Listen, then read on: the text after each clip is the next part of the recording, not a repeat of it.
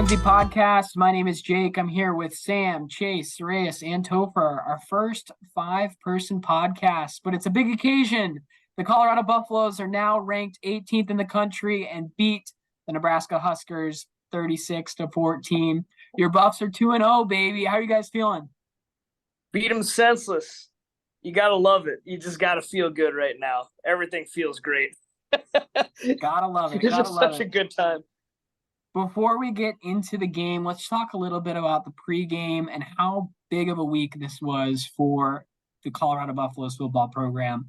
Just before we get into it, a ton of stars made it out to the game. You saw Terrell Owens, the Wu-Tang Clan, Stephen A. Smith, Shannon Sharp, Cordell Stewart, Chauncey Billups, Michael Westbrook, Michael Irvin. I'm sure I missed a bunch of other people on that list. But it was a star-studded event, kicked off early in the morning, big noon kickoff show. So Reyes, how was the show in person? I know, at least on TV, it looked awesome. It was a huge crowd. It was a giant crowd of people. I didn't get to catch too much of it. I didn't get to hear too much of it because I got there too late. I was between tailgates and I just wanted to see what was going on, and I was blown away. It was just a massive, swarming group of not only students but just people. And there are also some Nebraska fans there, but you know what? They were not as well represented as you would imagine for how much they talk about taking over other fan stadiums, specifically Colorado's. And it was a coming out party for the students, for us. You know, you got to feel so good for the freshmen. Those freshmen are walking into such an amazing era of fun and enjoyment in Boulder, and I'm just so excited for them. But while I was there, the cool thing is I did get to meet Philip Lindsay, so that was really cool. Got a picture with him. I think we posted that on the account, so that was really cool. I had a great time. That's awesome. I'm so jealous I wasn't able to be there, but at least on TV, it looked phenomenal. There was a post of Tuscaloosa for College Game Day, a picture, like an overhead shot, and it was empty. And I posted a side-by-side of College Game Day, big noon kickoff, and CSU blew Alabama out of the water, which is why they're coming here next week. But even Rob Stone, one of the commentators on Fox, said it might be the biggest crowd we've ever had. And he said, quote, "I have goosebumps." The crowd was phenomenal. It looks so good on TV. I cannot reiterate that enough. The students showed up and showed out. And it looked phenomenal. So just wanted to touch on that before we get into the game here. But moving on, one of the big talking points going into this game is how Nebraska was talking smack at how they would have a ton of fans there. Chase, you want to kind of talk about how much red was in Folsom? Yeah, it's interesting, right? So not only, credit where credit's due. The last time Nebraska was at Folsom Field, I think we can all agree it was approximately, 60-40, 50-50 Nebraska fans. And so I was pretty nervous. I think I speak for everyone on that. And, SeatGeek came out and said that they were anticipating about 45 to 40% of the tickets being purchased were going to Nebraska fans. That was just blatantly false. I think anyone who looked at the anything that wasn't edited by Nebraska fans on Twitter, which might be the most pathetic, miserable thing I've ever seen in my entire life.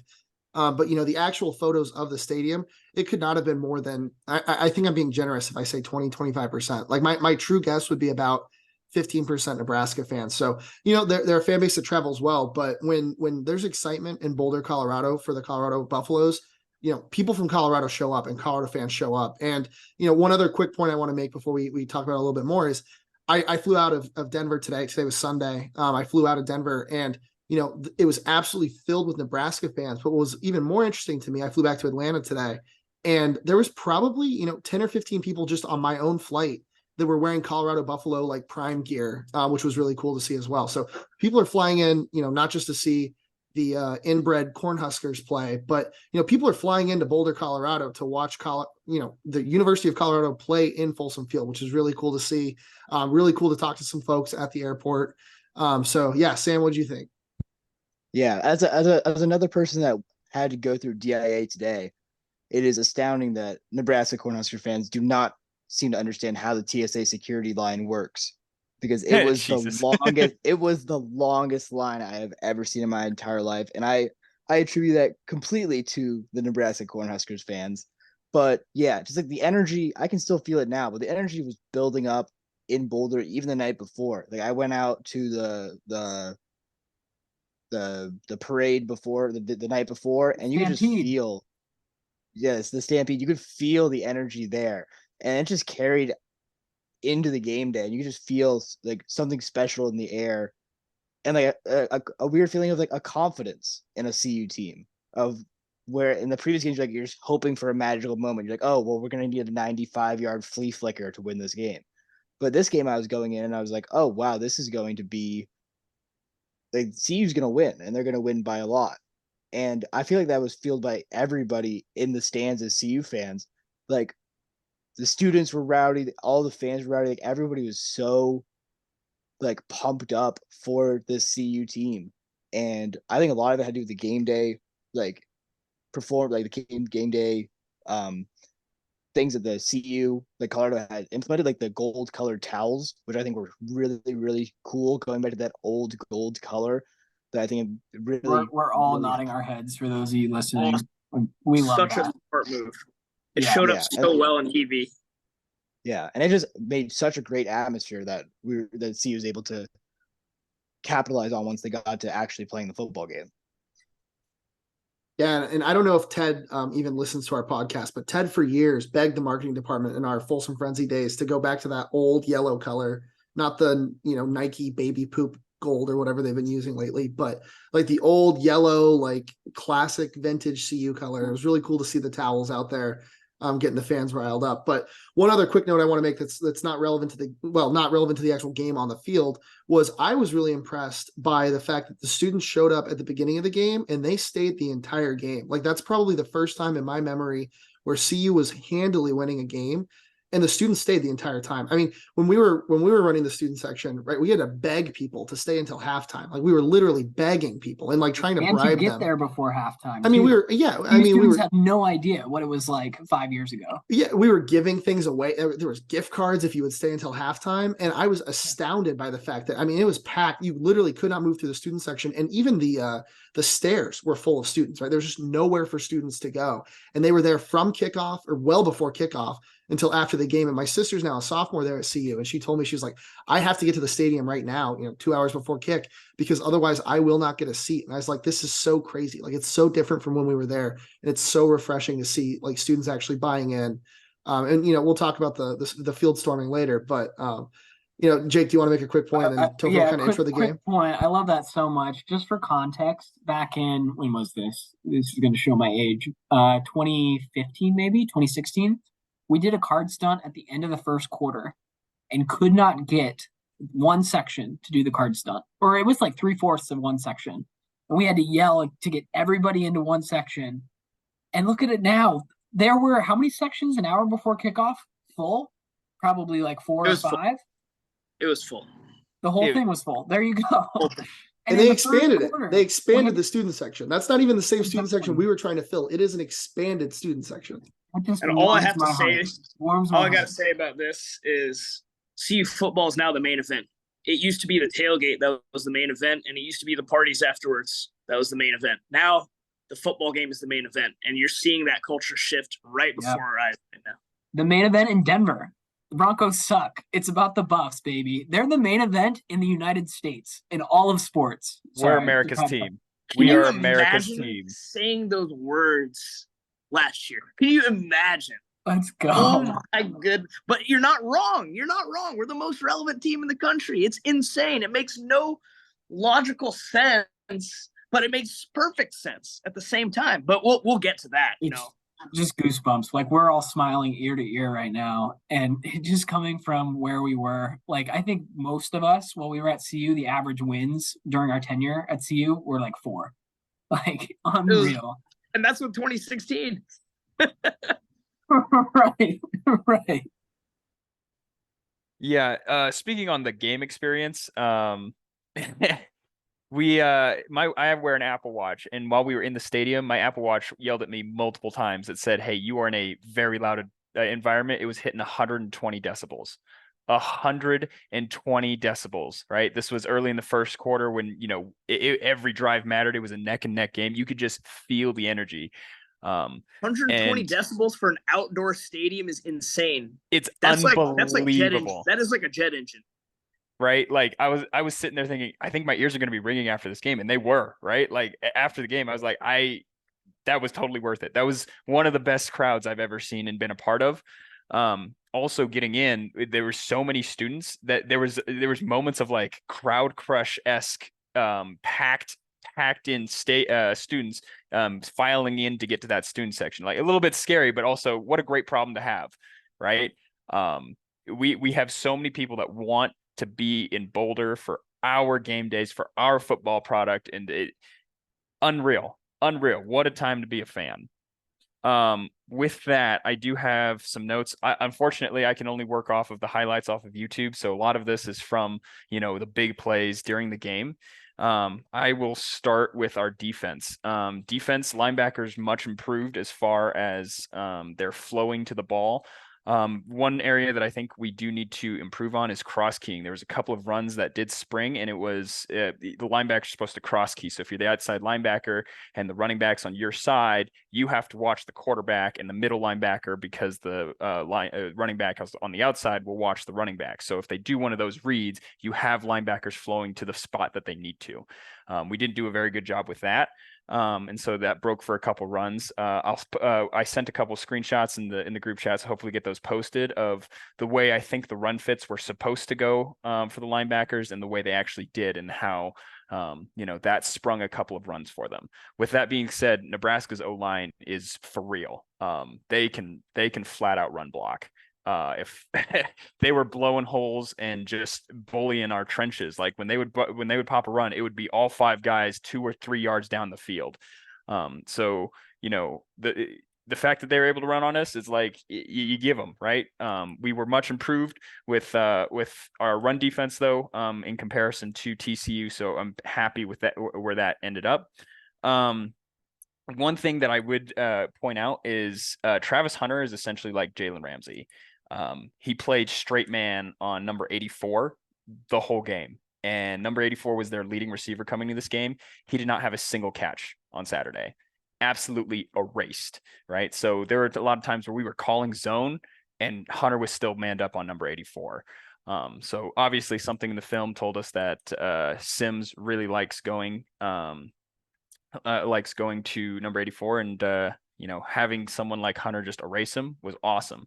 The only time Hunter was not in man is when they came out in a double tight end set, and that's usually a running down anyways. The other thing that I noticed is Shiloh is not a very good coverage safety. He got targeted a lot and gave up a lot of room in his man coverage. And I wouldn't trust Shiloh to be the one to cover their more elite receivers. He's one that's a good tackler, but look for him to get targeted if we're in man defense. So that's my notes on the defense. On the offense, the biggest thing that I noticed is we were very good at making adjustments. So Nebraska came out and they really tested our O-line. They wanted to look like they were sending 5 or 6, and usually they did send 5, coming at Shiloh a lot. They would always drop 1 or 2 from that line. It's a concept that the Patriots with Matt Patricia have run a lot in the past and had a lot of success with. It makes it very hard to identify where the coverage is coming from, where the pressure is coming from. And clearly we had a tough time with that. We gave up 11 sacks, and that was purely just Shador not calling the right protection, where there was a slide left, slide right, or identifying which one was actually blitzing. Now, the adjustment that we made is we started keeping the running back in, and Dylan Edwards did a great job picking up the blitz multiple times on our touchdown. That first touchdown at the end of the first half, he picked up a huge Mike linebacker coming through the hole, bought Shador enough time to hit the receiver there. Overall, I think that Shador's footwork is flawless, right? Like there were times when we were whipping around and he would just whip his feet around and get the ball out. Stuff like that is what will make a good quarterback great and make him NFL ready. I also think that Nebraska's defense they're legit. They were well coached. They were always they started off in a cover 6 and always running the cover 2 side to the running back. That just allows a hard, flat defender, which means Dylan Edwards is not open on screens. And you noticed it a couple times where we would try to go to Dylan Edwards in the flat and they just had a guy waiting there. So, it's the struggles early on. That's great coaching, but our success later, that's adjustment. And that gives me a lot of faith that moving forward, we're going to be really, really tough to stop because we've proven that we've got coaches that can make adjustments. Yeah, I just wanted to add, 4 tackles for loss, 2 sacks in this game. Like Topher said, the Nebraska offensive line, very good, and it very elusive quarterback as well. So last week we had been kind of critical about how, maybe we're not applying enough pressure. And I thought we did a great job of making some adjustments, getting home to the quarterback and not giving him a lot of time. My other notes from the game, I thought Shiloh held the ball too long in a lot of situations. I think part of that might just be Shador. Sorry, not Shiloh. Yeah, Shador. Shador was holding the ball, I thought, too long in a lot of situations where, he's looking, and he's so talented that he gets away a lot of times, and he looks great, and it's going to have a lot of great highlights for him. But I think he needs to get the ball out of his hands a little bit quicker.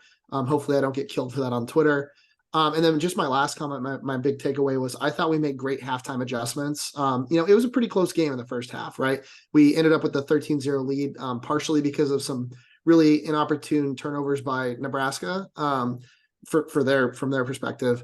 And some good decisions as far as taking the points, kicking the field goal by Coach Prime. But it was a pretty tight game, and then all of a sudden it felt like we just kind of let it loose at halftime. And I think that's the adjustments that we're making in the locker room. I think we did that last week as well. So that's really encouraging to see. A lot of people made the comment about, how Coach Prime's not an X's and O's guys. And I think he is, but 2, he's got the right coaches around him. So I thought that was another great example of this is exactly how this team was built to run. Travis didn't put up another Heisman campaign performance, but like Topher said, he was triple covered at wide receiver, right? So it's really tough to get gaudy receiving numbers when you are swallowing the entire defense. It's just not going to show up on the stat sheet to the same extent. So, Strace is giving a dirty look for that. So I'll let him respond to that. I'm not taking anything away from Travis Hunter for the record. I'm just saying, he didn't have the stats he had week 1. And part of that's because they're just absolutely covering him. That's like saying Shohei Ohtani only pitched a good game, but he didn't hit any home runs, right? So when you're affecting both sides of the game as much as he does, it's still a Heisman performance to me. But we won't beat that horse to death because it's clear, the numbers weren't there from the first game. So I guess we'll have to see what he does against Colorado State, and we'll talk about that soon. So I also wanted to look at the flip side of what you mentioned about Shador holding onto the ball too long. I do think that you're onto something there, but the flip side of it is he showed a lot of great escapability, and I felt like he demonstrated a lot more consistent downfield passing against Nebraska than even he did against TCU. And he had some really great throws downfield, super, super deep balls against TCU. But a lot of those plays where he just extended the play and scrambled, and he was under pressure or hurried or sat or hit or something on almost every drop back. And what that reminded me of is the first time I ever saw Shador play in person, which was the Celebration Bowl last year. And I think I brought this up on previous podcasts before about Shador in that game, but his offensive line was getting shredded in that game by NC Central. And he demonstrated that same escapability and downfield passing, and he still had a huge game. I believe he had 4 touchdowns in that game and nearly led Jackson to a huge comeback win in overtime. And he's showing that what he said about the FBS and FCS difference is probably true. Your defensive linemen are getting off the blocks way faster, and that proved itself out against Nebraska. I do think that's a really good defense. I do think Nebraska fans are going to be a little bit less disappointed by the end of the season with how that team does, with how poor the Big Ten West is, especially. So I think that was a really good defense, but he demonstrated the exact same skill set that we saw in that Celebration Bowl last year. So we have every reason to think that this is going to continue. And very final point here is Alton McCaskill. Can't wait to see what that bigger back who's demonstrated that in a team that's now Power 5. They weren't Power 5 when Alton was there in Houston.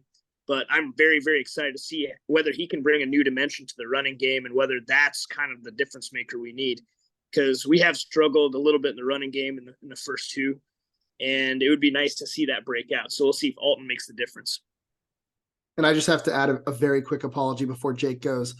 Travis Hunter, I said that he didn't have Heisman numbers, and that's probably because he had 3 receptions, but I just looked it up. He did have 73 yards receiving. So that's pretty insane that on 3 receptions, he had 73 yards, and it seemed like it was a down game for him. So, I mean, that's the kind of guy that Travis is. But anyway, I didn't mean to cut you off, Jake. Yeah, really quick, Sreyas, you were kind of talking about the running game. I know you guys were all at the game, but Twitter was kind of going nuts, pleading that the Buffs should run the ball more, just because they were so pass heavy. Wanted to kind of get your guys' thoughts on the running game. What do you guys think the problem is there? I have the stats pulled up. Dylan Edwards averaged 6 yards per carry. Anthony Hakerson, 4.3. Charlie Often Ball, 5.5. So they're getting good average yards per carry. So I don't really know what the problem is if they should run the ball more. I mean, you have a Heisman candidate as your quarterback. Wanted to kind of open it up to give your guys' thoughts, just to also generally talk about the O-line too, because I mean we alluded to it. Sounds like a lot of you guys think Shador's holding the ball too much. But at the end of the day, there were 8 sacks in the game. So just want to get your guys' thoughts on the O-line and the run game in general. Yeah, so I think I'll reiterate the point that I made, which is I'm very interested in seeing what the dimension or how the dimension changes when we bring in Alton. But from my perspective, from where I was at, and I did rewatch the game, but not every snap, so it was really just the highlight package, the 10-minute highlight package. I am very interested to see how that goes, but I didn't perceive that we were getting great run blocking. It didn't feel that way from where I was sitting anyways. It didn't feel like we were getting great run blocking. So if the folks on the TV were seeing consistent holes being poked and a dominant lineman, then that's maybe I was at a bad angle. But I didn't perceive that we got great run blocking, and maybe that's because of Nebraska's defense. So I have personally no problem with the game plan, and I'm very excited to see whether we can change that dimension with McCaskill. Yeah, going off of that, and kind of when you were going through the stats of like saying, oh, Dylan Edwards had 6 yards per carry, I think you need to dig into those numbers a little bit, because he had one kind of broken containment run that accounted for all but like probably 15 yards of his total yardage, and the rest of it he was averaging 1.5 yards per carry. And I think, Sreyas, we had a pretty unique angle from where we were all sitting in the end zone, where you could see when Nebraska was running, there were lanes to run. Like a lot of the times they might be filled with a CU linebacker making a good play, but in my opinion, like there weren't holes being opened up for the CU running backs.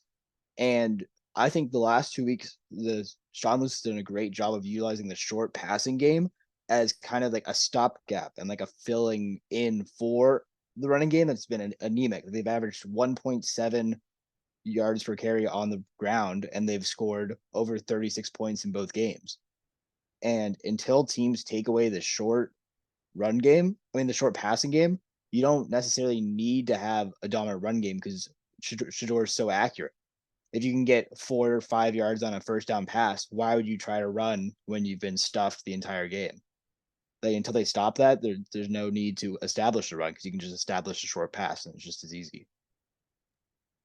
Yeah, I completely agree. And I think the other component is that Colorado is more talented. Like every Colorado receiver right now is more talented than the defensive back they're up against. And so I think Colorado can really exploit the advantage in that area where they maybe, our O-line is not huge, right? They're designed for a run and gun offense. And that's just part of Sean Lewis's offense, right? Even at, Kent State, wherever he was from in the MAC, that's just how his offense ran. So, to Sam's point, the long for Dylan Edwards was 34 yards. So if you take his 55 yards rushing and take that 34 out, right, his averages were actually really not that good. He's just breaking free for these crazy plays with yards after contact. So I think, maybe you need to establish the run, but if you're killing them in the passing game and you've got their defense tired, I really think that's what it was, right? Like Nebraska looked gassed at the end of that game. I mean, they were dying on defense. And part of that's by virtue of the fact that you're doing the run and gun, offense. So I for one don't think we really need to be establishing the run. I think one of my biggest frustrations with Carl Durrell was the fact that he just insisted on establishing the run well into the third quarter when it was clear that was never going to happen. So, I understand where people are coming from. It'll be interesting to see, with people coming back from injury, how that's going to look. But you cannot say that we're not a running back by committee kind of team, because we got, let's see, 1, 2, 3, 4, 5, 6, 7 different running backs, not including quarterbacks with rushing stats. Some more than others, obviously, but it's cool to see we're spreading the ball around. Clearly we're trying to find something that works. Dylan Edwards is so talented that if he breaks one, like, he can kill you.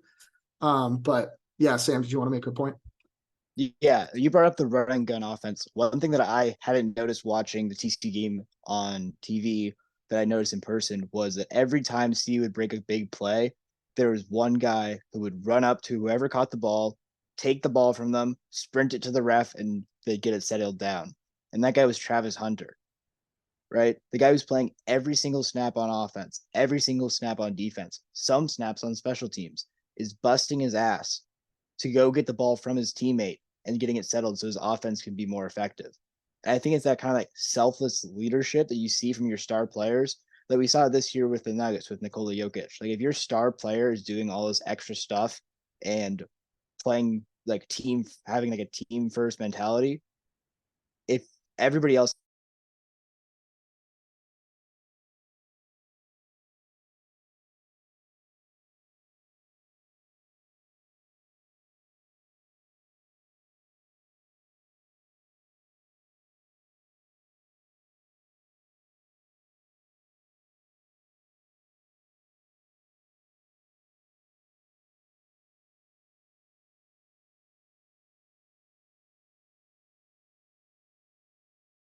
Uh-oh, Jake. Are you back, Jake? Sorry, It guys. actually, dude, it ended the recording briefly. So I don't know if that just. It looks like it's still recording, so I'm hoping we have that first half. Okay. All right. So I think you'll just have cut to out at cut the Nikola sound. Jokic. Oh, okay. Yeah, we were making fun of Carl Durrell after that for a little bit. So Sam, I don't know if you want to say that point again. Sorry, we're gonna have to cut around it. No. Sam, kick us I off mean, whenever you're ready. Yeah. I mean, we saw it earlier this year with Nikola Jokic and the Denver Nuggets, like having a selfless star player that's willing to put the team before them and do like the dirty work that you don't really see unless you're there and you're paying attention. That really helps like the younger players that are going to come in and hold themselves to the standard of a Travis Hunter. And the only thing that can come out of that is that they get better every single day and they get better fast. And I think it comes from the top. It comes from Rick George. It comes from Coach Prime, and just like the leadership and the kind of like men that they're building in the program will just like increase their on-field results like exponentially. And it's so amazing to see like Coach Prime's culture like have like a tangible thing that you can see on the field.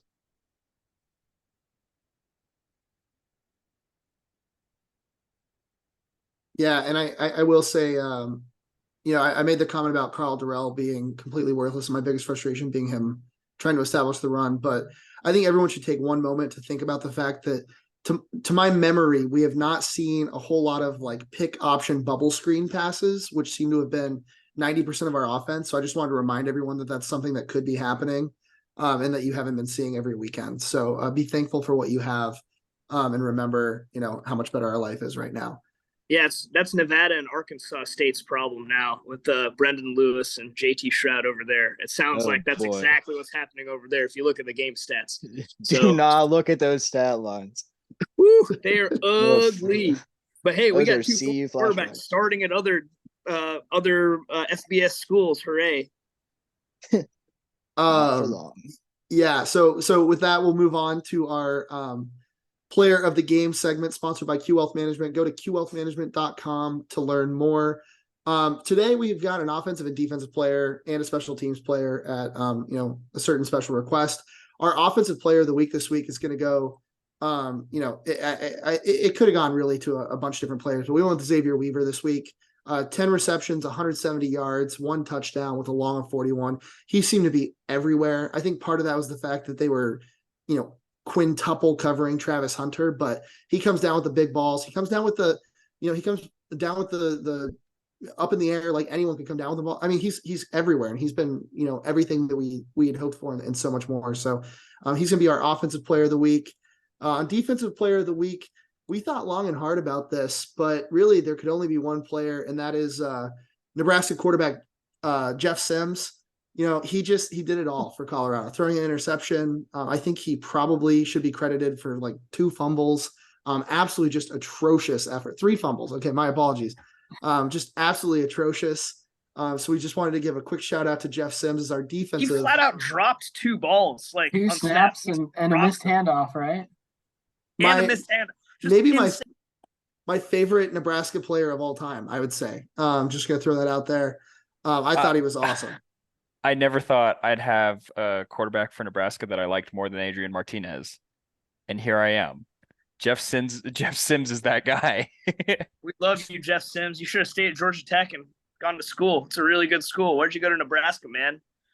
And then other honorable mentions, we could have gone with Jordan Dominic, 2.5 tackles for loss, and a fumble recovery, if I remember correctly.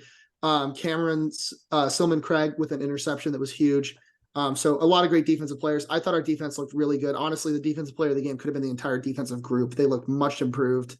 And then, I'll go ahead and let Topher do the special team player of the week. If you want to go ahead, Topher.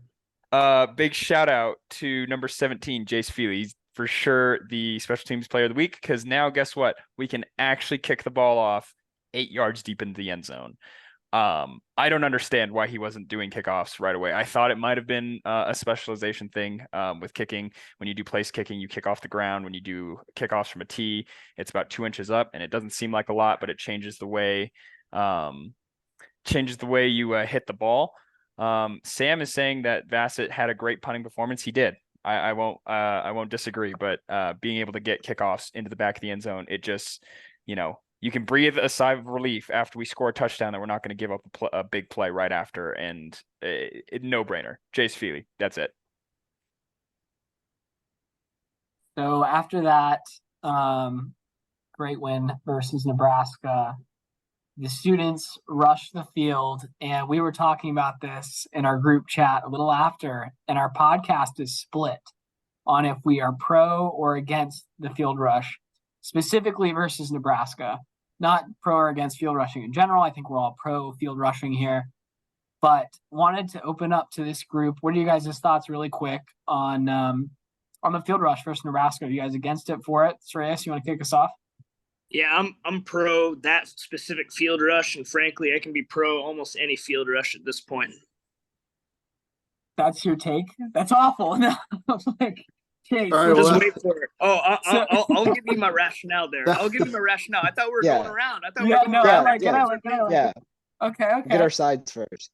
All right. Well, then I'll hop in really quickly. I am, for the record, and I said this on Twitter as well, I am pro field rush, but I am pro field rush in games that are like big deal wins or last second field goal walk-off wins, not when you absolutely curb stomp a team that has not beaten you in the last 2 attempts, now 3, hasn't beaten us in 4,000 something days. I mean, they're not a legitimate team. They don't deserve a field rush. That's the only win that they got to take away, was they got to go, oh my God, you were ranked and you stormed the field against us.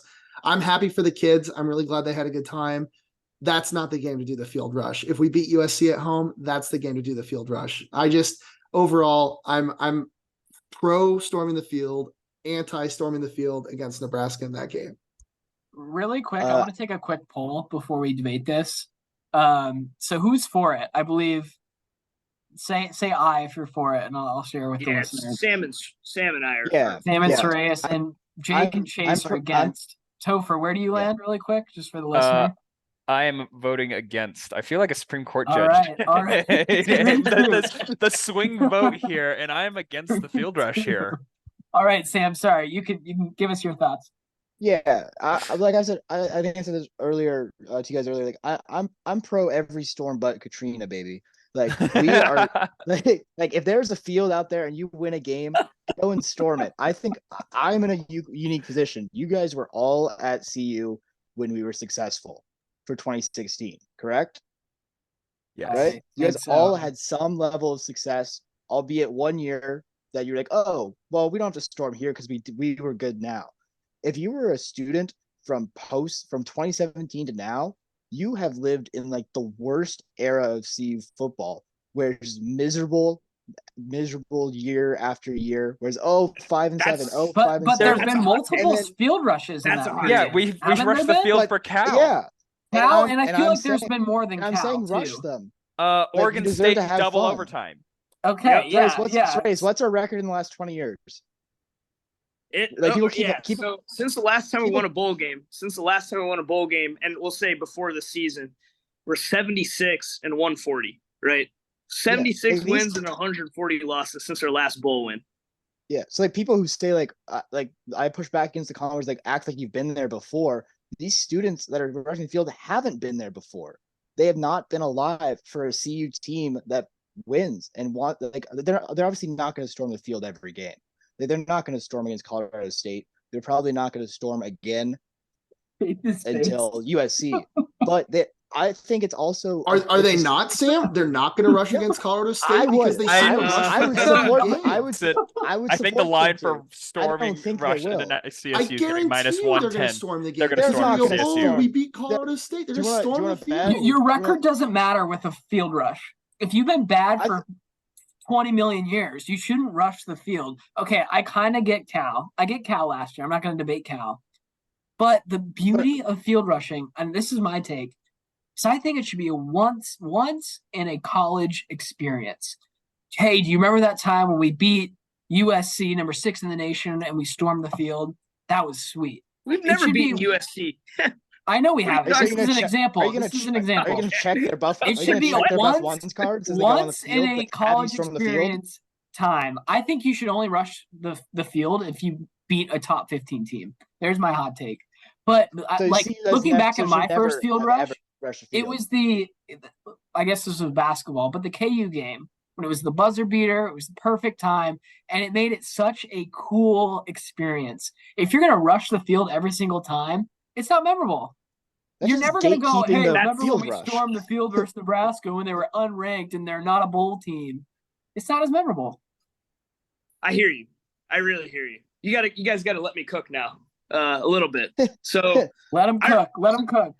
So my opinion goes back to 2009, right? So that season started off so bad. We lost at home to Colorado State, and their students stormed our field, right? Their students stormed our field. And then we got blown out at Toledo. And then we ended up, I think, winning 3 games that season. But one of those 3 wins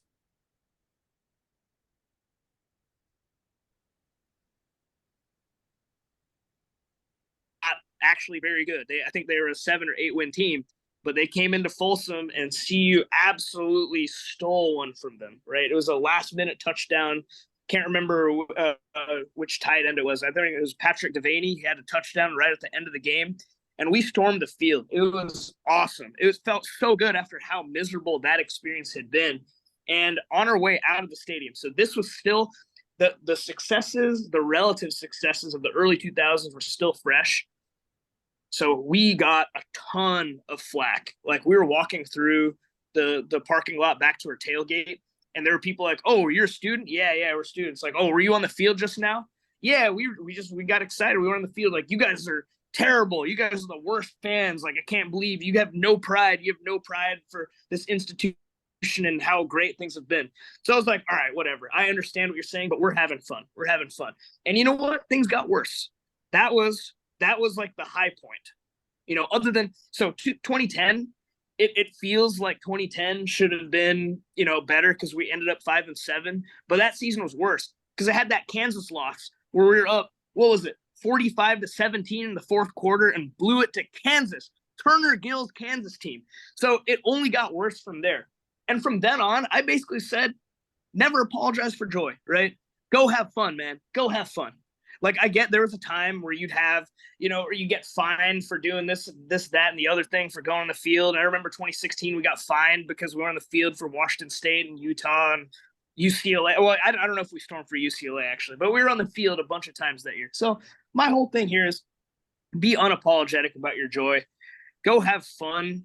you never know when all of this is going to go away and you're going to, end up back with a John Embry era or Carl Durrell era, like terribleness. Go have fun. Just have fun. And for the Nebraska game in particular, and I can understand why people would be extra spicy and frustrated if we stormed against CSU. I could totally understand CSU, and we'll talk about the preview later. Is they look really bad. Like that is not a quality team. Like maybe they'll be okay in the Mountain West, but that is not a quality team. So I can understand makes storming the field even better. But so here's no. So like I can understand, Sam. You can too, like why people would be like, okay, that's kind of dumb. But this Nebraska game, think about the last time these students were even at a game was probably the ASU game last year, right? Because no one was at that Utah game. It was empty. It was also over Thanksgiving break. There was no students there. There was no one there. It was 42-0 at halftime. What do you expect? You show up to an absolute bloodbath, and the highlight of that game was when Frank Phillip checked in as an eligible receiver and caught a touchdown at the end of the game to make it 62-21, right? That was the high watermark of that whole game. And at that point, there were some rumors about Coach Prime coming to CU at that point. So it's like, okay, maybe there's some hope there. But these kids, they had seen absolutely nothing. They saw absolutely nothing. And then not there, I don't think it was a lot of students at the TCU game. I saw mostly alum when I was out there. So that was a moment for us alum to go out to Fort Worth and go enjoy that. The students were still trying to get settled in school and do their whole thing like over Labor Day. So this was their first in-game experience where they actually had the opportunity to see not just a good team, which they ended up seeing, but a competent team that could actually show up and be competitive. So let them cook. I'm good with them. I'm good with them doing the field storm against Nebraska. People can complain like, oh, we're better than that. Like, you know what? Historically, we haven't been better than that against Nebraska. So I'll give it to them. Good job, kids. Like, have fun. Go do your thing. You never know when stuff's going to go bad. So enjoy your life. Don't apologize for joy. So just to clarify on what Streyas just said, Streyas said all of a sudden he started storming the field all of the time. And then John Embry happened. So what Streyas is essentially advocating for is for more John Embry-like years. I mean, that's what we're talking about, right? Is you don't act like you've ever been there before, and all of a sudden John Embry is the bar, right? And Sam, I'll let you go, and you can continue talking about these. But when the kids start getting on the field for Colorado State, I'm turning the TV off because I don't care how much fun they're having, and I don't care. I'll be celebrating the fact that I get to keep my foot, but I do not care. Like you cannot. Unless if we're going to storm for Colorado State, then we better storm for every game. If we lose a game to USC, we should storm the field anyway, because if that's going to be our whole bit, we should either go all in on it. Clemson lets their fans on the field after every game, right? So yeah, I mean, storm it. I mean, we that. should just storm every game. It should be just if that's going to be our bit. If we're going to go I don't storm want that the to be field, our bit. Poor Coach Prime needs to get off the field before that happens. Anyway, Sam, I didn't mean to, but I just, all I'm saying is that Streyas has actively rooted for more John Embry years, and that's what he's telling the kids to root for. Hey, there was actually just as many Dan Hawkins years after that Texas A&M game as John Embry years. So it was a pretty bad time to be a CU fan. So I'll also push back on whoever said that since 2017 was the worst time. Yeah, Man. yeah. Sam's comment, completely forgetting John Embry and Dan Hawkins existed. Dude, 2009 to 2015 was it was bad. It was bad. Sorry, I'm not old. Yeah, when most of the people in this podcast, Sacramento by the way, were in State, middle Sam. school. We didn't lose to an FCS team even last year. We lost to Sacramento State in a walk-off field goal. You've never, dude, 55 at halftime at Fresno. Get out of here. Wasn't it? We were too scared. Didn't we lose to Idaho State too? It was Montana State. That was 2006. That was awful, right? That was Dan Hawkins' game. That was Dan Hawkins' first game. My last thing on the field rush. I think they're not going to storm against Colorado State. I will bet you like $20 they don't storm against Colorado State, Chase. But I think. Obviously, I'm joking around a little bit with the field storming stuff, but I think they should have stormed the field this week because it was like a culmination of all that happened in the offseason. I think it wasn't even about this game at all. It was about the culture shift of Coach Prime and the complete energy shift from Carl Durrell, like the most boring man in the universe, to Coach Prime and being on ESPN every single day and just that complete shift, I think, just energized people to go run on the field. I don't think it's just because they won. I think it's because of all the stuff that changed in the program over the summer and created the team that they are today. So I loved it for this game. If they do it against Colorado State, I think it'd be funny, but I don't think they will. I don't think they're committed to the bit. I certainly hope not. Here's the thing. I think I'm kind of with Jake, and I think that storm rushing should be a moment of excitement and a moment of celebration. And the way we beat Nebraska was complete dominance. They as soon as the second half started, there was no ifs, ands, or buts about who the better team on the field was. And so for us to rush after we just embarrassed them like that, I just feel like we should save it for a moment that we steal something. Like, if I'll put it this way, if we go into double overtime with CSU and we win on a field goal, sure, we rush because that's a close game. But it shouldn't be. It's a close game. And that excitement, if that leads to a rush, I'm okay with that. But it's not going to. And the only close game that I see that I think is worthy of a field rush in the rest of our home schedule is USC. And if we beat them, yeah, I will rush the field with the students. All right. So with that, we wanted to debate that a little bit because we sent out a poll to our Twitter followers, and it was 60% people are for the field rush, 40% people are against it. Just taking a step back, look where we're at, guys. We're 2-0, top 20 team in the nation, and we're just debating a field rush. Like, What an amazing what a great problem. Jake, one of the funniest things that happened is that we tweeted conflicting things from the account. And I remember that moment where we realized it because I didn't know you guys posted that. And I don't think you guys knew that I posted the other thing. That was a beautiful moment because there are people calling us out for it too, rightfully, right? And like, what? This is conflicting, But you know what? We're individuals, right? That's what makes this podcast great. We don't have to agree on anything, but we all love the Buffs at the end of the day, right? And so I love this. It's a great problem to have. Here's to having more problems like this and less like whatever happened to Air Force last year in Minnesota. So, and just a note to our Twitter followers, we don't care if we're conflicting. We're doing this for our fun, so we'll conflict ourselves all we want. And follow us on Twitter at Folsom Frenzy Pod. All right, moving on. That was a fun debate. Just a couple of news points also at the end of the game, just to bring up briefly. At the end of the game, there was a great video that was posted from the CU football account of Peggy Topham in the locker room with all the players, and Coach Prime gave her a game ball, and she told the team, "Give me my theme music," and they all erupted. And it was just this magical moment in the locker room. If you haven't seen that video, go check it out. We posted it on our Twitter and our Instagram. But just a super magical moment. Coach Prime gave game balls both to Peggy and Rick George, the athletic director, which is really great to see. They just have a really close relationship. So that was a fun little moment. For those new CU fans, I forgot to mention Peggy is 98 years old, and she has been to every single CU game for I don't know how many years. She actually had to be like 70 years, maybe more. Yeah, and she would go with her 40s. Yeah, she would go to every game with her twin sister, and they would have gold pom-poms and be decked out in their all gold CU gear, and they would stay for the entire game. So it's great to see that Coach Prime has built a strong relationship with Peggy. So yeah, that's really fun to see. And then at the end of the well-off media video, after Coach Prime had his theme song and they all went nuts, Rick George reminded the team, "Hey, let's sing the fight song," because there's so many new players in that locker room. They don't know that's what you're supposed to do after you win at CU.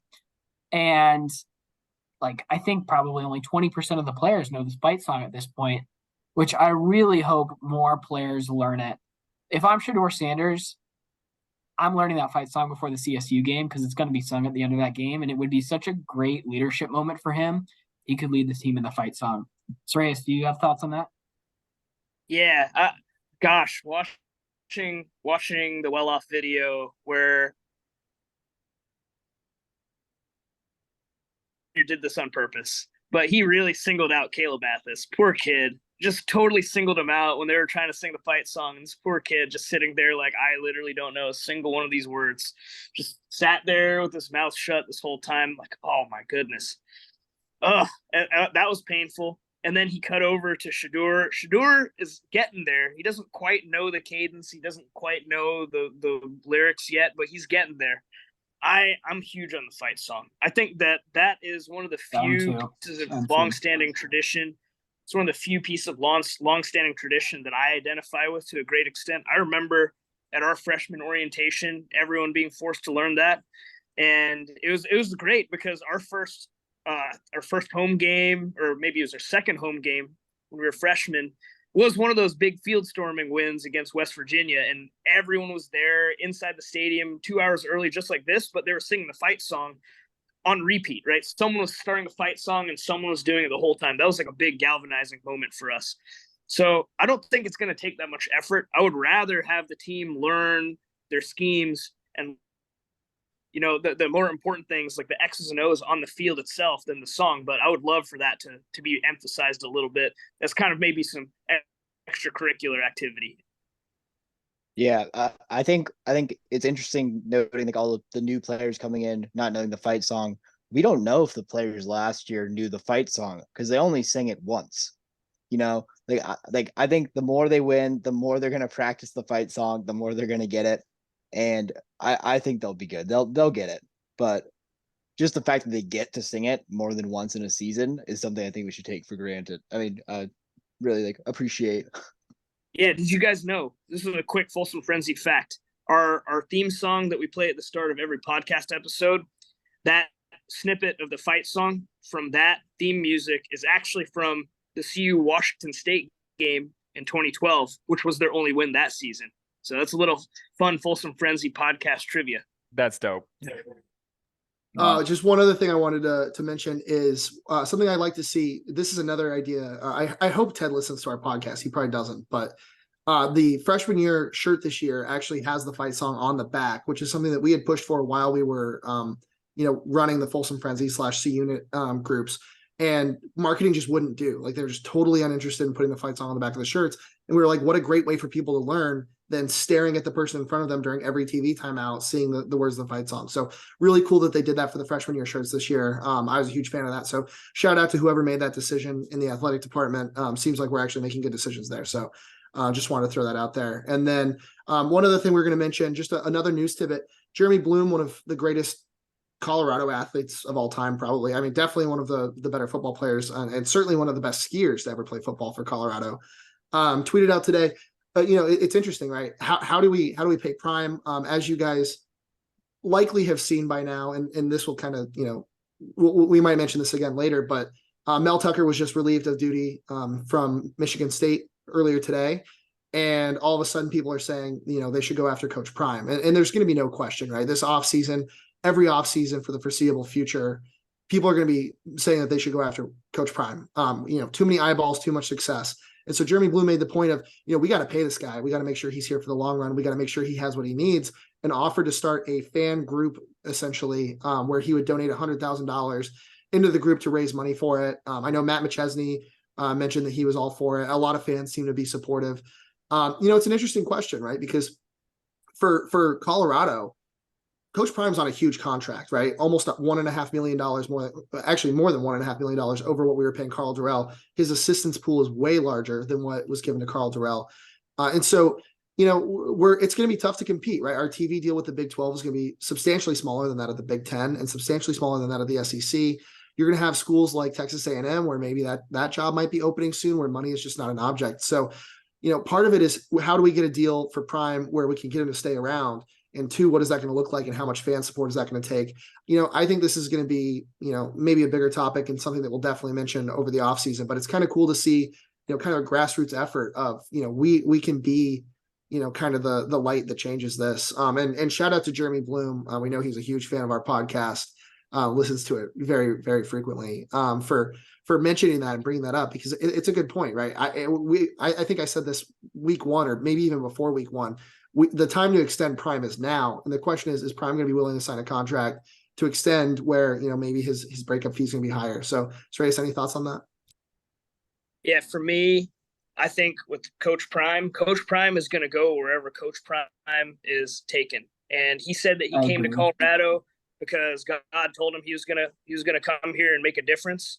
And that is the only factor for him. Coach Prime doesn't need the money. He's trying to take care of his assistant coaches, but more importantly, he's following his heart. He's following whatever the forces of nature are telling him is the right thing to do. So I'm really glad that this initiative is taking place, and I hope that Coach Prime sees it as a gesture that we really love him and he's making a huge difference to our community.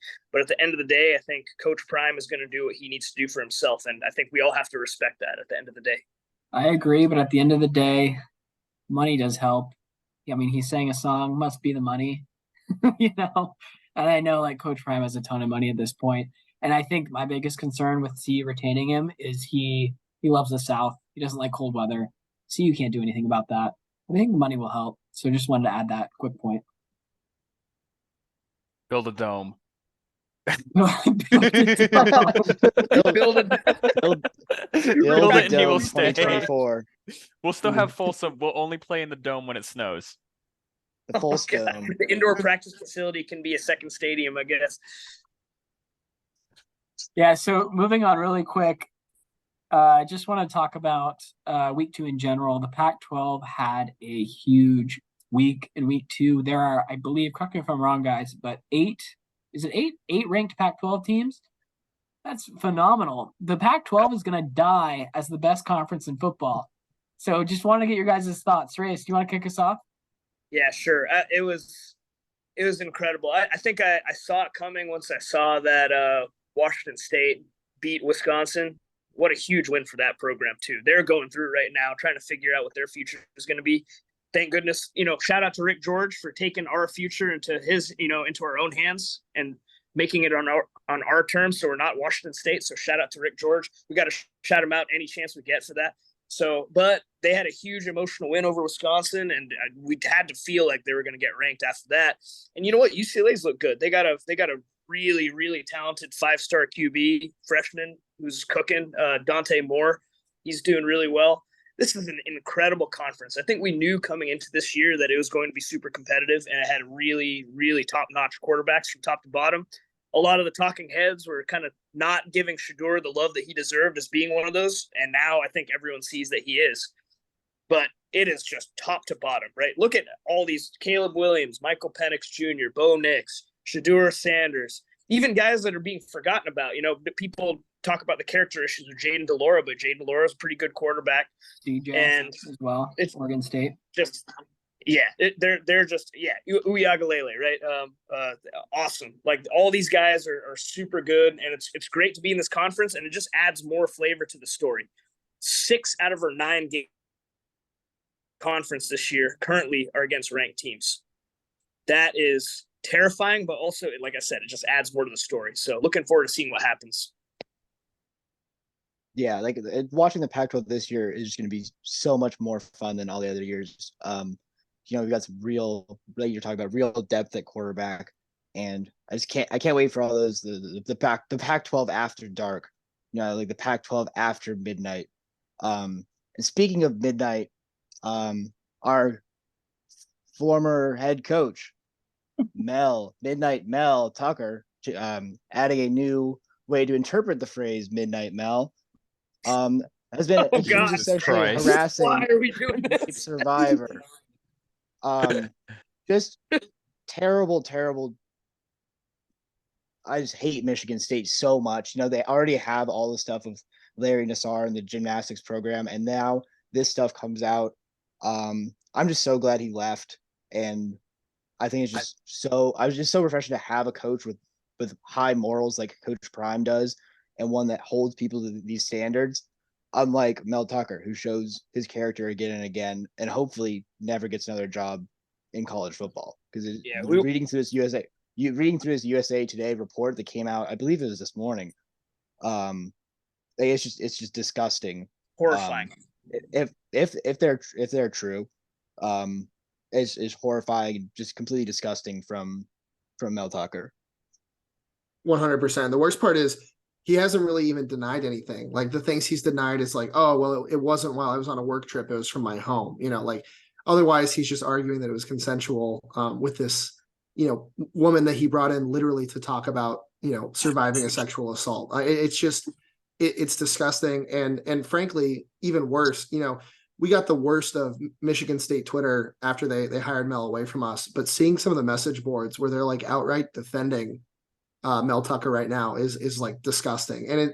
And frankly, Michigan State, has a lot to do, has a lot of stuff to do to rebuild their reputation, because, at some point it's just completely off the rails. And, fool me once versus fool me twice. It's disgusting. And, shout out to Michigan State for being pretty quick to do it as soon as the news broke. But it's important to remember that they've been investigating this for over 6 months now. So it's not like the university just found out about this. It's just that it just now became public. And then all of a sudden, less than 24 hours, they're announcing that he's indefinitely suspended, while it's also being reported that he's been terminated. So it's unclear exactly if they even terminated him or whether they've just indefinitely suspended him without pay. But, it's pretty disturbing that, they were doing this internal investigation, but allowing him to coach young men on the football field literally as recently as yesterday. So, it's just disturbing, and it has no place in college athletics. And, we made a good point on Twitter, right? We dodged a bullet. There were some rumors about that kind of stuff happening while he was at Colorado. It seemed less substantiated at the time, but knowing what we know now, it seems like it was probably for the best for a lot of reasons, not only for getting to Coach Prime, but for the character of a head coach that he with was CU's history too, right? CU has a bit of a dodgy history in this area as well, and I think it's abundantly clear that the whole sport, maybe this whole country, has a lot of work to do to clean this up. But this is just yet another horrifying allegation at that particular institution. They gotta clean it up. That is just completely unacceptable. And if they did have knowledge of this that far in advance and refused to act until things actually came to light, then this does nothing but look worse. So I'm glad that we're in a state now as a program, where I can feel a lot more confident that that's not happening here. And if it is, it needs to get eliminated across the board. That's unacceptable. And so we'll move on to a lighter subject, but just thought it was worth bringing up. But we'll move on to our preview of this week's game. Obviously, we have our little brother commuter school out of Fort Collins called Colorado State come into Boulder for the first time in, I don't even remember how long. Certainly well before we were students. Maybe not Sreyas, because Sreyas was in school in 1940. I mentioned it earlier, Chase. 2009, when we lost to them, they stormed our field. That's right. And that's back when Sreyas was like a junior in undergrad. So Awesome. Anyway, pretty exciting times. We've got game day and big noon kickoff. I guess maybe they just didn't feel like moving their stuff back or moving it. The big noon kickoff was supposed to be at Penn State. For those of you who may follow along, I went to Penn State for graduate school, so I was really expecting both of my schools to have big noon versus game day. So it's interesting that they just decided to leave it. I'm hoping they give game day on Fair and Field. Big noon got to have it last week. They can go, I don't know, maybe over to Fisk, where I think game day used to go, or onto the Leeds business field. Frankly, I don't care where they go. I want game day to be on Folsom, and I want kids to show out. We did a great job packing Fox, but at the end of the day, at least in my opinion, ESPN College Game Day is the hallmark. So hopefully we fill that out. But just really quickly, Topher's going to talk about the X's and O's, but I just wanted to mention Colorado opened as a 21-point favorite. The line has since moved to 23.5, 24 points. With an over under of 59.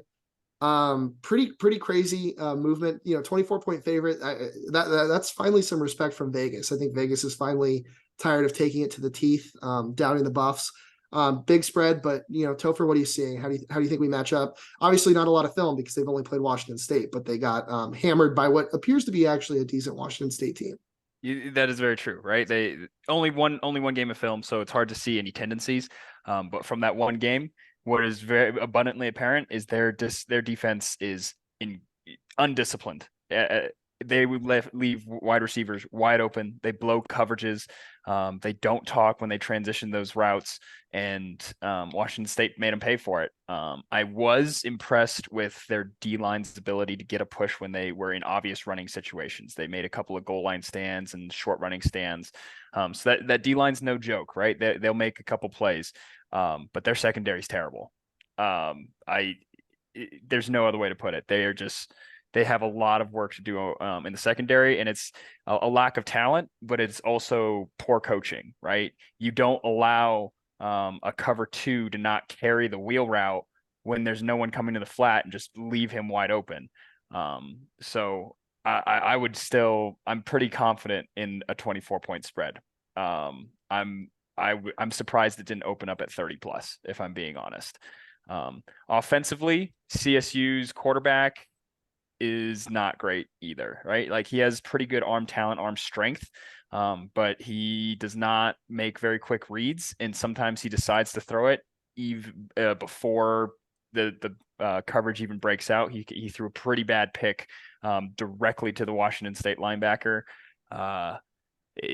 Again, just not impressed. Their O-line was not great at passing off stunts. There was a long fourth down where Washington State drew up a linebacker blitz and then dropped one of the DNs into coverage. So O-line was completely confused by this look, had no idea how to pass it off, and quarterback had 3 Washington State Cougars in his face before he even caught the ball.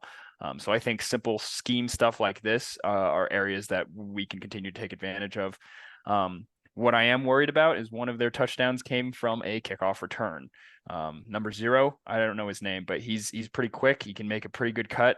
So we got to get the ball into the end zone. If it's windy on Saturday night, we need to make adjustments to make sure 0 is not catching the ball. I'm going to go into my score prediction here. I expect us to cover easily and win 52-10. Yeah. Just really quickly. Yeah. It's important to remember that Colorado State scored. So the score is way closer against Washington State than it actually was. It was 50-24 final score. Keep in mind, that was in Fort Collins. Like they got boat raced in their home stadium by Wazoo.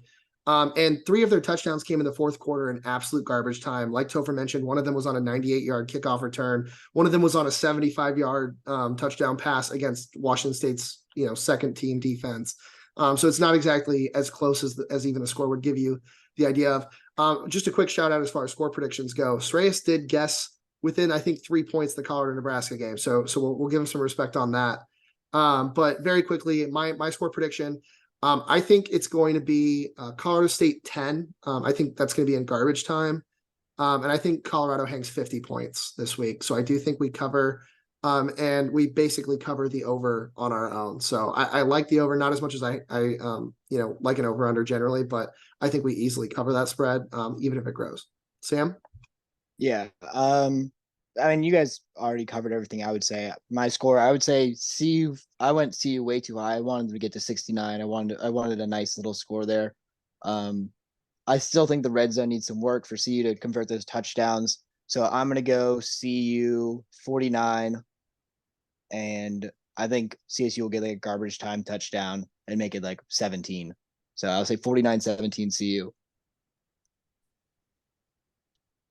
I can go next. Quick prediction: 42-10. It's gonna be a blowout. Yeah, I got 56-10. So it's I think we'll be playing backups pretty early in the second half, kind of like what you saw with USC at Stanford last weekend.